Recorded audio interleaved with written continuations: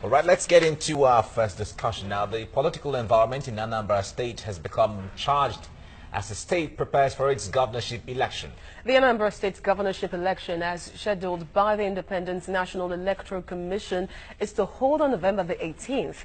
But leader of the indigenous people of Biafra, that's Nnamdi Kanu, and his followers insist that an election will not hold in the state until the federal government gives a date for a referendum to determine a sovereign state of Biafra. Now, over the weekend, IPOB members took their agitation for a referendum to a whole new level when they stormed the church where Governor Willie Obiano was worshipping and tried to disrupt the service. Now, the large crowd chanting Biafra songs and slogans were denied entry into the church compound by policemen. Many Igbo leaders, such as the Obi of Onitsha, have openly criticized the planned election boycott in Anambra State, saying it would not be in the interest of the Igbo people. Now, agitations for a sovereign state of Biafra became popular because of a perceived marginalization of Igbo people. Right now, we have joining us in the studio a social commentator, Victor Ohai. Victor, good morning. Good morning. Good morning. It's nice to see you this morning. Nice to be here. All right. Now, IPOB, I know you've been following this development for some time and all of that. Do you think IPOB is taking the very wrong move, wrong steps at the wrong times? First of all, I think it's important to let's just separate the wheat from the chaff, understand where they're coming from and all that. What gave birth to IPOB, for instance, and is it necessary? And then before we can talk about whether or not what they're doing is right. The perceived marginalization of the Southeast is not unreal. I mean, they have a reason to feel the way they feel. For so long, you know, I mean, they've been victims, picked on at the very slightest provocation in the north and the west, wherever there's... The only place where they are perhaps freer is in the north central. You know, every other place where they are usually the first victims. I'm talking about people from the southeast. You hear terms like Inyamiri in the north, Omoibu in the southwest, from Edo State, you hear Bayale, all sorts of different places like that. They have names for them. These are people, they are Nigerians. And since after the Civil War, I think we ought to have gotten over this. So if you were to place yourself in the place of an Igbo man, you would understand why an Igbo man would feel, if I'm not wanted anywhere, so why don't I just stay on my own? And then perhaps that is the reason why you have something like IPOB. Otherwise, there would be no reason for it. Nobody would. I mean, it's totally uncalled for. Now, the methodology they're going about, do they have a right to self-determination? Everyone has a right to self-determination. Is it right? Is it in their best interest and all that? I would not be quick to say that because we have a custom union, if you like, about 180 million people. That's a huge market. There are no custom barriers. You can do your business freely. You can travel to all these parts, and there's a huge benefit from it. And the Igbos are some of the biggest beneficiaries of these, what do you call it now, these trades, removal of trade barriers within the territory called Nigeria and beyond. Now, coming straight to the question. The young man, by some providence or that, has found himself as a voice for, well, a group of people. He leads IPOB.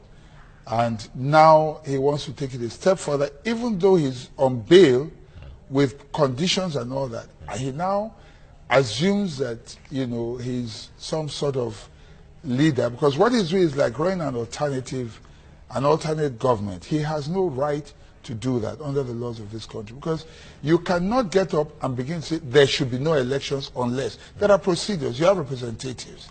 If you want what you call a referendum, the normal thing to do is go through your representatives. If you have no confidence in your representatives, with the following he has, he should form a political party or go into the political parties with his supporters and effect change so that they will have a voice, you know, at the National Assembly, at the State Assembly, or even for governorship. where they can determine what they want. This is why in other climes you have parties like the Green Party, where environmentalists would go in there. They don't have to win the main election, but they have a voice. We have a very good example in Julius Malema of the Yes. EFF in South Africa. Exactly. All right, let me come in at this point. Talking about the name tag Festive, it seems that almost every tribe in the country has a name it calls the other tribe. For example, Igbo people also call Yoruba people Ofemanu. And then people from the south usually call those from the north Mola. So it's so that might not be. It's just a product of ethnocentrism. It's not out of some sort of hatred according to many people. So that aside, now, do you think even in the past, up until today, that Igbo leaders have come together to integrate and build the region first off, so that they would have a bold front to chart a course for themselves? Because most of the time, you see them go their separate ways. Well, you have a point there, because I was coming to that as well. Another reason that's given rise to IPOB, the very strong voice that they have today, is the failing of Igbo leadership. There is no, how do I put it now? Yes, you say that the Igbos have a pattern that the Igbos have no leader, they are Republican and all of that. But it's not I mean, when Zeke was there, he showed leadership. When Ojukwu, elsewhere, he showed leadership as well. But the problem is you have too many selfish people who are not ready to let down their, how do I put it, their interest. The truth is, even if you have a Biafra Republic today, I guarantee you the war will continue. You cannot be guaranteed any unity. We've seen it happen in South Sudan, and it's happened in so many other countries before. So the thing to do is for Ohanese, or whatever socio-political groups, to be able to go back, sit down, and ask themselves questions. I want to give them an example. The Niger Delta is a very good example. Whatever they say outside, somehow they have one voice when they come to speak. They articulate what they want, and they go about it. There are those speaking at the political level, there are those speaking at the militancy level, and all of that. And when they say stop, the boys in the creeks listen to them. The Igbos should look inwards and ask themselves some questions. Should this continue? Because they'll be ridiculed. If you don't have a clear voice, it is easy to divide you, Even if they want a referendum, even if they want self-determination, they must have a unified voice. Is it Nnamdi Kanu that is that unified voice? I'm not so sure, because there are the politicians on the one hand, they do have their followers. There's IPOB on the other hand. In terms of mass following, he also has. So there needs to be a meeting point, but stopping the Anambra election, harassing people in churches or the governor, is not the way forward. If they go and they disrupt the elections, one way or another, somebody may get in there, and it may not be who you want, unless they have a secret agenda on who they want to come out and vote on that particular day. All right, we have there's another new offshoot of movement now called the Biafra Zionist movement. In fact, he has gone ahead to appoint ministers, he's gone ahead to appoint ambassadors and all of that. To declare himself president. Now, in all of those, it tells you how egalitarian the Southeasterners are when it comes to not having a unified formidable leader, like you said earlier on. But let's come back to IPOB leader himself. He's on bail, like you said. He has violated most of the conditions all of the conditions, exactly, all of the conditions, and he still has not been arrested. Well, I wish you didn't make the last statement, because I was going to speak to that particular issue. All right. That what is happening is also a failure of leadership at the federal government level. Where there's firm leadership, and I do not mean going to arrest or shooting people, that's not it. The acting president had gone to the Niger Delta to talk to the people in the various states, in the creeks and all, and it somehow calmed things down, with the exception of what we're hearing now, that another group is coming up to say they might begin to blow pipelines again and all that. You cannot, like the proverbial ostrich, bury your head in the sand and wish away whatever it is and think that because you can't see it, nobody else, it does not exist. This is a very present and real danger. It would be a shame if this country were to collapse under this administration. I expect leadership. I expect government to engage. IPOB, directly or indirectly. There are so many ways. There are many ways of engaging in matters like this. If they don't know what to do, they should consult and find out people who can. Negotiators who will be able to talk. No matter how headstrong Nnamdi Kanu may appear to be, he will have a soft spot. He will have somebody he listens to. There surely must be something that you can appeal to, that can appeal to him, you know. And I'm not talking about, you know, it is often said that a rebel, I mean, you know, the one that is a criminal is a weak person. If a weak man, if he didn't have the kind of following he had, he probably would have been in jail already. But when you are strong, then it calls for negotiation. It's like that globally. It's not a sign of weakness on the part of government or anything. So I think the government should look at this very seriously and decide and find, they need wisdom. I don't know how else to put it.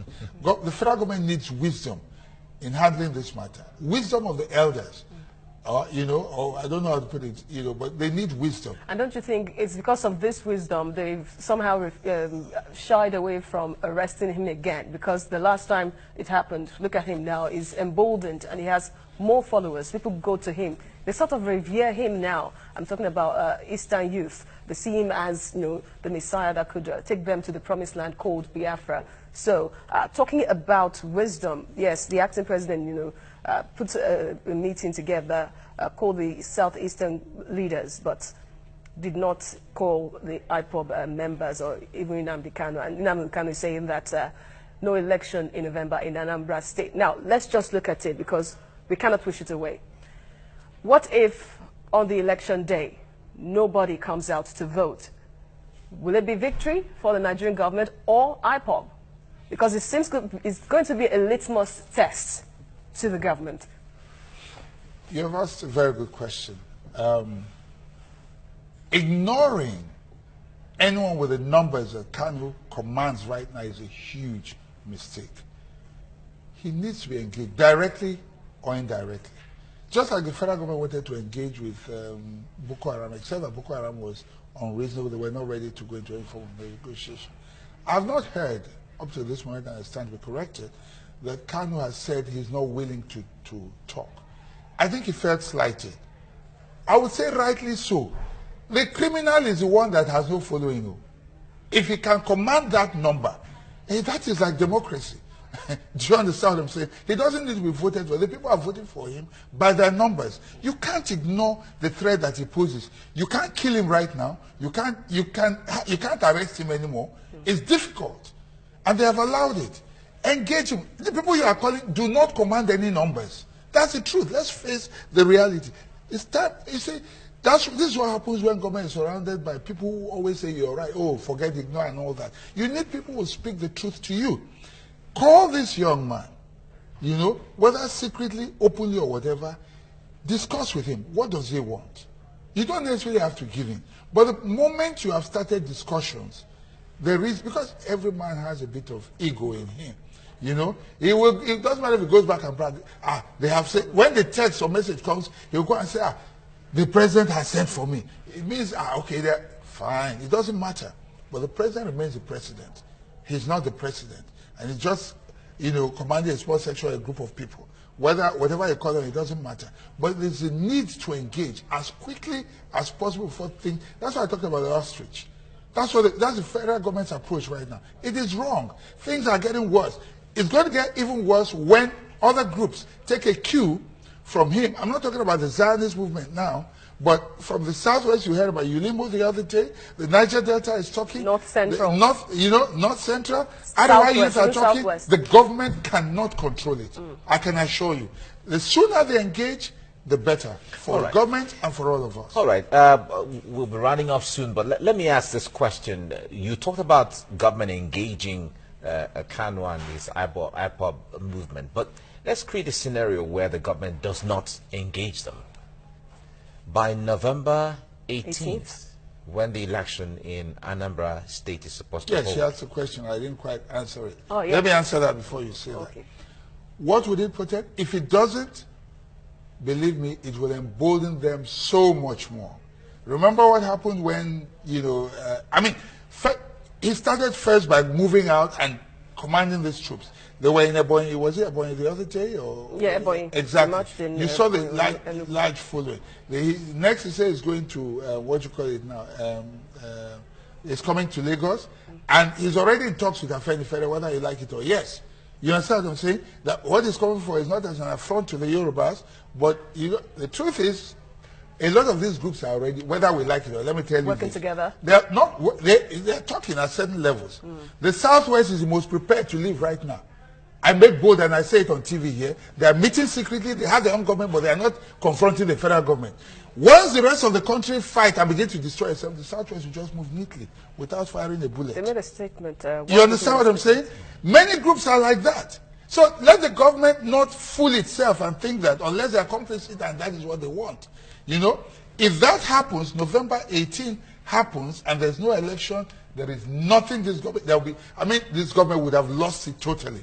And it's not using force.